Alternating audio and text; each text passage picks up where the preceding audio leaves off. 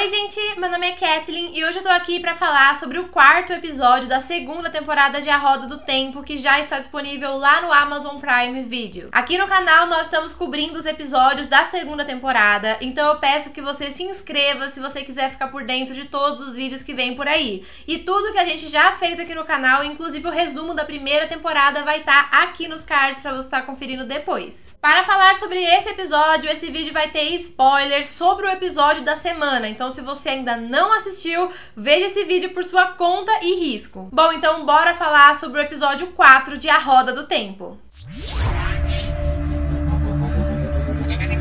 Esse foi um episódio de transição, aqueles episódios mais lentos, em que as coisas que acontecem não movimentam muito a história, mas ainda assim traz algumas informações importantes pra gente estar seguindo com a temporada. Esse tipo de episódio sempre acontece, é muito comum no meio das temporadas, a gente nunca tem todos os episódios incríveis, é muito difícil, então esse é um desses episódios. Mas vamos repassar aqui os principais pontos e o que tem de importante nesse episódio pra gente seguir com essa temporada.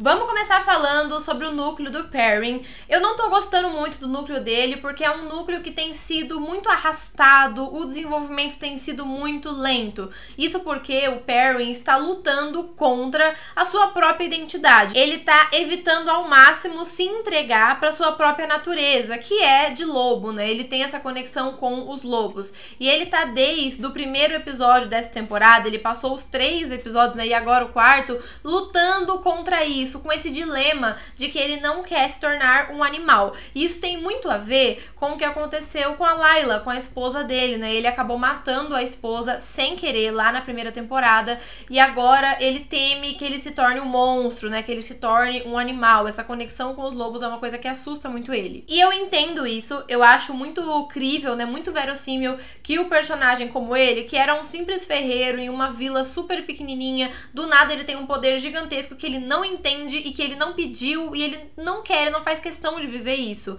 Eu entendo que é normal ele não aceitar isso de uma hora pra outra, mas ele vem, esses 3 episódios da nova temporada, ele já percebeu que tem essas habilidades, mas ele fica ali evitando, e isso tem se arrastado bastante. Nesse episódio, as coisas começam a melhorar. Ele finalmente entende que essa é a natureza dele, ele começa a perguntar sobre o que ele é, então o Elias, como mentor dele, tá sendo muito importante nesse processo, e ele faz amizade com um dos lobos, que é o Saltador, que a gente conheceu aqui nesse episódio. Eu gostaria que isso tivesse acontecido antes, eu acho que foi muito demorado pra chegar até aqui, mas que bom que aconteceu. Agora o que eu espero é que esse dilema dele seja deixado pelo menos um pouco de lado, pra que ele possa avançar na história, avançar no treinamento dele, abraçar suas habilidades e aí vir coisa nova por aí. Ah, e um detalhe é que os olhos do Perrin, eles oscilam entre o amarelo e entre a cor normal, né, que seria um castanho, um preto. E considerando que o Elias tem os olhos amarelos todo o tempo, isso pode ser um sinal que o Perrin ainda não se entregou por completo, que ele ainda não aceitou que ele é um homem-lobo, né, um irmão-lobo, que é como eles chamam. Ele fica oscilando entre ser homem e ser lobo, como se ele ativasse e desativasse o poder dele, mas não é bem assim que funciona. Pode ser que a partir do momento que ele se entregue de fato a isso, que ele abrace essas duas realidades que coexistem dentro dele, pode ser que os olhos dele comecem a ficar totalmente amarelos. Outra informação legal que o Elias traz nesse episódio é que as Aes Sedai não lidam muito bem com os irmãos lobos. Ele fala que elas temem aquilo que elas não compreendem. E isso me leva a pensar que esse poder dos lobos não tem relação com o poder único, que é aquele poder que as Aes Sedai canalizam. Até porque esses irmãos lobos, eles não canalizam, eles não enlouquecem, não tem nada disso. Deve ser um poder de uma fonte totalmente diferente, com critérios para a escolha das pessoas totalmente diferentes.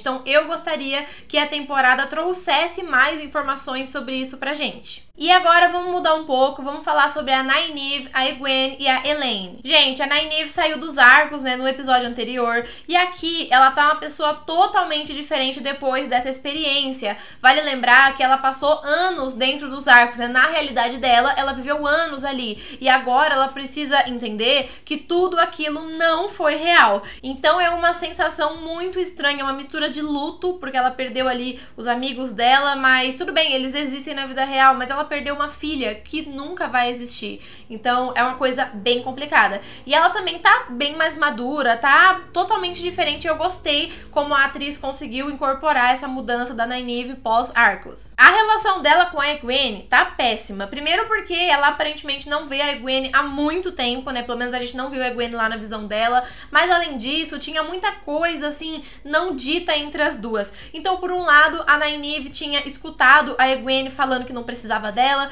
que ela já ficou mais chateada. E por outro lado, a Egwene não faz ideia que a Nynaeve se casou, teve uma filha, tudo dentro dos arcos. Então, assim, elas não estão se abrindo uma com a outra e isso dificulta muito a amizade. E nesse episódio, a Liandrin vai falar pra Nynaeve que houve uma invasão no oeste. Essa invasão é aquela que a gente viu no episódio anterior, daquele povo Seanchan que tava invadindo as terras, né, que vieram com tudo. A Liandrin vai dizer que o Perrin e o Loial foram capturados, mas que não é pra Nynaeve fazer nada brusco, né, fazer nada precipitado. Mas é óbvio que ela vai fazer, né, gente? Conhece a Nynaeve e ela vai fazer tudo precipitado mesmo. Egwene vai se unir a ela e na última hora Elaine também. Qual que é o ponto interessante aqui? É que enquanto elas estavam fugindo por uma passagem secreta, a Liandrin vai interceptá-las no caminho, mostrando que ela já estava esperando pelas garotas. Inclusive ela fala, né, que não estava contando que a Elaine estaria lá, que isso complica um pouco mais as coisas, porque a Elaine ela é importante e tal,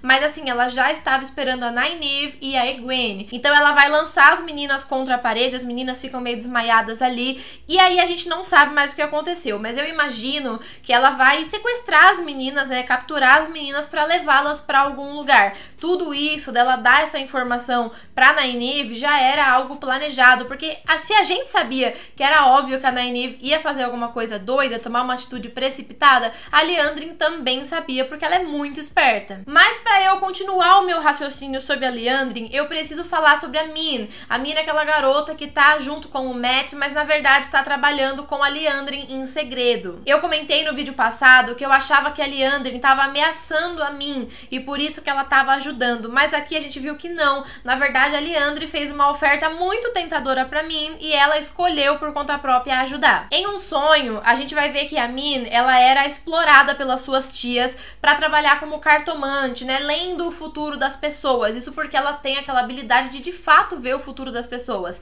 E o que a Liandrin prometeu para ela foi justamente tirar esse poder dela, que ela não tivesse mais esse dom e que por isso ela seria livre, já que ninguém mais ia querer usá-la só pelo poder que ela tem. E também, né, deve ser super desagradável você ficar vendo o futuro de todo mundo que você esbarra por aí. E dentro do sonho da Min, a gente vai ver o Ishamael, que é aquele cara, a personificação do tenebroso, né? Na verdade, ele não é o tenebroso em si, mas ele é um tenente do tenebroso, né? Uma pessoa muito importante ali que trabalha para as trevas. E ele vai dizer pra Min que as Aes Sedais não tem esse poder de tirar o dom dela. Na verdade, quem pode fazer isso são as trevas, né? Ele pode fazer isso. E a Min não quer trabalhar com as trevas porque ela sabe o quanto isso é perigoso. Isso me leva a pensar que a Liandrin colocou ela naquela situação sabendo que não tinha poder de dar aquilo que ela prometeu, meio que entregando a Min às trevas. A questão é, será que a Liandrin é uma amiga das trevas ou então está trabalhando de alguma forma associada às trevas? Isso porque ela claramente fez com que a Min encontrasse Ishamael, ela tá levando Mat para algum lugar que tem muito a ver com as trevas, com ele, e agora capturando as meninas, ela também vai levar para algum lugar. Pode ser que ela esteja colaborando aí com o mal, né? Eu acho que realmente é isso que tá acontecendo. A questão é, né, a gente sabe que a Liandrin sempre foi uma antagonista, ela sempre foi meio vilã, meio maldosa, mas até então eu achava que era uma questão mais política da Torre Branca. Eu achava que ela queria o poder pra si, que ela era egocêntrica, que ela queria, né, estar no auge, sabe, que ela achava que o grupo dela era melhor, aquela rixa de sempre, mas eu nunca pensei que ela iria de fato se aliar às trevas, e pode ser isso que tá acontecendo aqui. E agora vamos falar sobre o núcleo da Moiraine. Ela tá seguindo a sua viagem sozinha e ela chegou até a Lady Anver, que a gente vai descobrir que é a irmã mais nova dela. Essa Lady Anver foi aquela que falou com o Rand lá na festa quando ele tava com a Selene no episódio anterior. E aqui fica claro, mais uma vez, como as pessoas que canalizam demoram a envelhecer. Então a Moiraine é a irmã mais velha da Anver, mas ela é muito mais nova que a Anver. Outra coisa que fica nítida aqui é a péssima relação que a Moraine tem com a sua família. Na verdade, a Moraine tem um problema de relações interpessoais com todo mundo, né? Mesmo falando sobre o Liam, ele e a Moraine tinham o elo, mas ainda assim ela não se abria, ela não falava muito com ele, tanto que o Liam fala nos primeiros episódios que o elo era como se fosse uma terceira pessoa que traduz os dois, né? Porque a Moraine mesmo não é de se abrir. E aqui a gente viu que ela ficou décadas afastada da família, sem visitar a irmã, assim como ela ficou anos sem visitar a Torre Branca, que foi um tópico levantado aí na primeira temporada. O pessoal nem queria mais que ela saísse de lá, porque ela saía e só voltava depois de anos. Então ela sempre teve esse desapego. E é por isso que a Anver, a irmã dela, vai precisar pressionar ela ao máximo para conseguir dar as informações que ela quer, porque a Lady Anver está por dentro de tudo naquela cidade, e todas as pessoas que eram olhos e ouvidos da Moraine agora são dela. Eu não sei se a Lady Anver vai ter mais relevância daqui pra frente, ou se ela serviu mais pra trazer essa questão da família da Moraine, mas a gente vê que a Moraine segue as suas pistas e ela vai falar com o Logan. Gente, ela vai atribuir ao Logan a função de treinar o Rand, de ensinar tudo sobre canalizar para o garoto. Isso porque lá no Olho do Mundo, na primeira temporada, a gente viu que não deu certo do Rand derrotar o Tenebroso. Na verdade, ele acabou libertando o Ishamael, né? E agora mais coisas estão acontecendo por causa disso. Então, provavelmente, ela quer o Rand mais fortificado para que quando a última batalha finalmente chegar, ele possa fazer alguma coisa. Ah, e tem um detalhe importante aqui, tá? A própria Moraine não pode treinar o Rand. Primeiro porque ela perdeu os poderes dela, mas mesmo se ela tivesse com os poderes, ela não poderia. Isso porque o poder único, ele tem dois lados, né? Um lado puro e um lado que já foi maculado. E é esse lado maculado que os homens canalizam, enquanto as mulheres canalizam o outro lado. Então ela não poderia ensiná-lo a canalizar por ele ser um homem, e é por isso que ela tá indo atrás aí do Logan. E em troca, ela vai oferecer pra ele a chance de tirar a sua própria vida. Ela comenta aqui como todas as pessoas que podiam canalizar, mas que foram afastadas desse poder, elas querem tirar a sua própria vida. E isso é muito interessante porque isso espelha diretamente nela mesma, porque ela perdeu o poder, ela perdeu a essência de tudo que ela era. E se a gente for pensar, né, do encontro dela com a irmã, isso pode ser algo que tem feito ela refletir, porque ela abriu mão da família, ela abriu mão de tanta coisa pra ser uma Aes Sedai, pra se afastar, e agora ela perdeu a única coisa que a tornava justamente uma Aes Sedai, que poderia justificar as suas escolhas na vida. Então, quando ela fala sobre o desejo de se matar, ela fala com muita propriedade. Mas é aquilo, né? A Moraine tá muito focada em impedir as trevas, né? Em derrotar o Tenebroso, então isso tá mantendo ela muito bem. Talvez ela ainda tenha esperança de alguma estratégia para recuperar o seu acesso ao poder único. Não sei, pode ser que sim. E falando um pouco sobre o núcleo do Lan, mas ainda sobre a Moraine, a Alanna vai falar para ele que alguma coisa aconteceu com ela que a mudou para sempre, cerca de uns 20 anos atrás, um pouquinho antes de fazer o elo entre os dois. E se a gente for pensar, faz cerca de 20 anos que a Moraine e o Lan estavam procurando o dragão renascido. E a gente sabe também, né, segundo informações da primeira temporada,